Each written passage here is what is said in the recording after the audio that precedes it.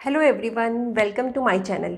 एक C programme को हम बेटर तरीके से कैसे लिख सकते हैं और उसका वेल डिफाइंड स्ट्रक्चर जो है वो क्या होना चाहिए, आज हम इन स्टेप्स को डिटेल में समझते हैं। चलिए स्टार्ट करते हैं। ये सी प्रोग्रामिंग लैंग्वेज जो है, इसका जो हम प्रोग्राम राइट करेंगे इसके कुछ पर्टिकुलर स्टेप्स होते हैं। वेल डिफाइंड स्ट्रक्चर लिखने के लिए these are the 6 steps. Documentation part, link, third is definition, fourth is global declaration, fifth is main functions and sixth is add the sub programs, modules को add करना। तो एक well defined structures को लिखने के लिए हमें इन 6 स्टेप्स को डिटेल में समझना है। चलिए स्टार्ट करते हैं। आइए देखते हैं structure of the C program. तो सी प्रोग्राम का जो स्ट्रक्चर है इसके 6 स्टेप्स हैं। ये 6 स्टेप क्या है? The first one is documentation part. Documentations जो है, ठीक है, वो क्या डिस्क्राइब करेगा? डॉक्यूमेंटेशन पार्ट जो है किसी भी प्रोग्राम का, उसके अंदर डिस्क्रिप्शन होगा, दैट मीन्स डिटेल कि वो प्रोग्राम का टाइटल क्या है, ठीक है, प्रोग्राम किस टॉपिक पे है, प्रोग्राम का ऑथर क्या है, प्रोग्राम का name, creation date and some comments. तो दैट इज़ ऑप्शनल, लेकिन हमारी प्रोग्राम की रीडेबिलिटी को इंक्रीज़ करने के लिए हम ये सेक्शन इंक्लूड करते हैं कि हमारा प्रोग्राम किस टॉपिक पर है, उसका ऑथर क्या है या किस डेट को हमने वो प्रोग्राम क्रिएट किया। इन डिटेल्स को हम मेंशन कर सकते हैं डॉक्यूमेंटेशन सेक्शन में। Next section is link. तो हेडर फाइल्स को लिंक करना, हेडर फाइल्स को मेंशन करना, ठीक है, फ्रॉम द लाइब्रेरीज। तो कितनी हेडर फाइल्स हम यूज़ करें डिपेंड ऑन द फंक्शंस। अगर हम printf scanf अपने प्रोग्राम में इंक्लूड कर रहे हैं तो हमें हेडर फाइल ऐड करनी पड़ेगी stdio.h। तो ये हेडर फाइल हम इंक्लूड करेंगे बिकॉज हम printf और scanf फंक्शन यूज़ कर रहे हैं। तो printf scanf फंक्शन के लिए stdio.h हेडर फाइल चाहिए जो हम इस सेक्शन में इंक्लूड करेंगे। सिमिलरली अगर हमें कोई और लाइब्रेरी फंक्शंस यूज़ करने हैं तो उनकी हेडर फाइल्स को हमें इंक्लूड करना पड़ेगा। तो ये सेक्शन जो लिंक सेक्शन है, इसके अंदर हम हेडर फाइल्स को इंक्लूड करते हैं दैट आर इनबिल्ट।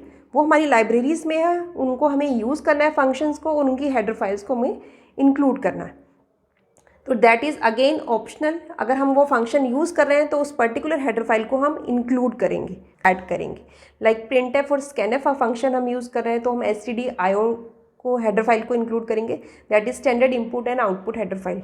तो इस हेडर फाइल को हमें इंक्लूड करना है क्योंकि हम printf और scanf फंक्शन अपने प्रोग्राम में यूज़ कर रहे हैं। तो that is the link section. ये हमारे लाइब्रेरीज में इनबिल्ट हेडर फाइल्स होती हैं। Third section is definition. Definition section क्या है? डेफिनेशन के अंदर हम डिफाइन करते हैं। तो हेडर फाइल के नीचे हम यहाँ पे डिफाइन करेंगे, ठीक है, सम प्री प्रोसेसर डायरेक्टिव जो मैक्रोज हैं, लाइक हैश डिफाइन, ठीक है, हैश डिफाइन यूज़ करके हम किसी भी वैल्यू कांस्टेंट या एक्सप्रेशन को रिप्लेस कर सकते हैं विद द कांस्टेंट वैल्यू, जिसे हमें throughout the program change नहीं करना। तो it replace all the constant with the particular value, ठीक है। तो ये हमारा क्या है? Definition section. यहाँ पर हम डिफाइन कर रहे हैं, ठीक है। अगर हमें कोई भी फंक्शन क्रिएट करना है, इस फंक्शन को हमें आगे यूज़ करना है, फंक्शन की डिक्लेरेशन है, तो वो हम ग्लोबल सेक्शन में डिक्लेयर करते हैं। ग्लोबल डिक्लेरेशन के अंदर ग्लोबल वेरिएबल्स, ठीक है, और फंक्शन डिक्लेरेशन होता है, दैट इज़ डिक्लेरेशन ओनली। सिर्फ हम डिक्लेयर कर रहे हैं, जिसे हम फंक्शन प्रोटोटाइप कहते हैं, और इसे हम सेमीकोलन के साथ एंड करते हैं। तो ये हमारा ग्लोबल सेक्शन जो है, इसके अंदर हमारे ग्लोबल वेरिएबल्स जिन्हें हम सारे फंक्शंस में यूज़ कर सकें, ठीक है, top of the all functions जो हम डिक्लेयर करें, दैट इज़ ग्लोबल। तो ग्लोबल का मीनिंग क्या है कि जितने भी फंक्शंस हैं सबसे ऊपर, उन सब फंक्शन से ऊपर जो आप डिक्लेयर कर रहे हो वेरिएबल, जिसे आप throughout the program use कर सको, सारे फंक्शंस में उन ग्लोबल वेरिएबल का यूज़ कर सकते हो। दोबारा डिक्लेयर करने की आपको नीड नहीं है। मेन फंक्शन जो है that is a mandatory part, ठीक है। प्रोग्राम की एग्जीक्यूशन जो है वो मेन से स्टार्ट होती है, प्रोग्राम जो है वो एंड भी मेन पर होगा। तो सिंगल एंट्री और एग्जिट होते हैं हमारे सी के अंदर। तो सी प्रोग्रामिंग में मेन से प्रोग्राम की एग्जीक्यूशन स्टार्ट होती है। तो मेन की जो भी फर्स्ट लाइन होगी वहाँ से प्रोग्राम आपका एग्जीक्यूट होना स्टार्ट करेगा। तो हर एक प्रोग्राम, जितने भी आप सी में प्रोग्राम लिखेंगे, सी के अंदर एक मेन प्रोग्राम होगा, दैट इज़ मैंडेटरी फंक्शन। तो मेन प्रोग्राम जो है, ठीक है, इसके अंदर ही बाकी जितने भी आप फंक्शंस डिफाइन करेंगे उसकी कॉलिंग भी इसी मेन सेक्शन में होती है। तो मेन जो है that is a mandatory part. Next is another सब प्रोग्राम्स।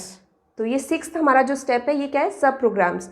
जो हमारे दूसरे सब प्रोग्राम्स या मॉड्यूल्स हैं उनको हम अपने प्रोग्राम के अंदर ऐड कर सकते हैं। तो यूज़र डिफाइन फंक्शंस है, function definition declare in the global sections, जितने भी आपने ग्लोबली डिक्लेयर किए हैं फंक्शंस उनकी डेफिनेशन आपकी इस सेक्शन में आएगी।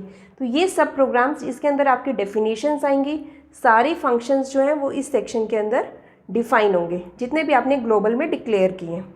And these all are the user defined functions, ठीक है, इनको हम मेन सेक्शन में कॉल करते हैं। तो डिक्लेरेशन सेक्शन ग्लोबल डिक्लेयर किया हमने उन फंक्शंस को, कॉलिंग मेन सेक्शन में हुई और उसकी जो डेफिनेशन है वो इन सब प्रोग्राम्स के थ्रू, ठीक है, डिस्प्ले होगी। आइए एग्जाम्पल के थ्रू इसको समझते हैं। Structure of a C program, तो ये जो 6 स्टेप्स हैं उनको एग्जाम्पल के थ्रू देखते हैं कि किस पार्ट को हम कैसे डिक्लेयर कर रहे हैं। यहाँ पर क्या है, demo program to find the cube. तो हमने एक एग्जाम्पल लिया है कि हमें क्यूब फाइंड आउट करना है गिवन नंबर का। सबसे पहले आपका स्टेप 1 आता है डॉक्यूमेंटेशन सेक्शन। तो डॉक्यूमेंटेशन सेक्शन के अंदर क्या आएंगे आपके, यहाँ पर हम अपने प्रोग्राम का जो भी टाइटल दे रहे हैं वो मेंशन होगा। तो टाइटल को हमने कमेंट सेक्शन में दिया है, ठीक है, demo program to find the cube. तो यहाँ पर हम कमेंट्स इंक्लूड कर सकते हैं। सी के अंदर कमेंट्स सिंगल लाइन और मल्टी लाइन कमेंट्स होते हैं। तो यहाँ मैंने अभी सिंगल लाइन दिया है, ठीक है। सिंगल लाइन कमेंट्स आप स्लैश के साथ स्टार, ठीक है, देंगे तो मल्टी लाइन्स को वो इंक्लूड करेगा, तो उसको भी हम आगे देखेंगे। अभी मैंने सिंगल लाइन कमेंट दिया है। इसके अंदर हम क्रिएशन भी दे सकते हैं कि प्रोग्राम जो है उसका ऑथर का नेम हम यहाँ पर दे रहे हैं डेट। तो ऑथर नेम और डेट को भी हम यहाँ पे मेंशन कर सकते हैं। कमेंट्स, प्रोग्राम क्रिएशंस या प्रोग्राम किसने क्रिएट किया, ऑथर और डेट को हम डॉक्यूमेंटेशन सेक्शन के अंदर इंक्लूड करते हैं। Next step is link. तो नेक्स्ट प्रोग्राम में आता है हेडर फाइल्स। हम प्रोग्राम में कौन से इनबिल्ट फंक्शंस को यूज़ कर रहे हैं उनकी हेडर फाइल्स को हम अपने प्रोग्राम में मेंशन करते हैं, इंक्लूड करते हैं। तो ये आपका लिंक सेक्शन में आएगा। हैश इंक्लूड stdio.h अगर हम printf और scanf यूज़ कर रहे हैं, ठीक है। हैश इंक्लूड conio.h अगर हम कंसोल फंक्शंस यूज़ कर रहे हैं like clear screen, get ch। तो इन फंक्शंस, इनबिल्ट फंक्शंस को यूज़ करने के लिए हमें ये हेडर फाइल अपने प्रोग्राम में इंक्लूड करनी है। तो ये दोनों हेडर फाइल्स का हम यहाँ पे यूज़ कर रहे हैं, इसको हम लिंक सेक्शन में देंगे। नेक्स्ट हम यहाँ पर एक फंक्शन को, ठीक है, डिफाइन कर रहे हैं। तो फंक्शन की डिक्लेरेशन जो है वो आपकी किस सेक्शन में आएगी, डेफिनेशन में।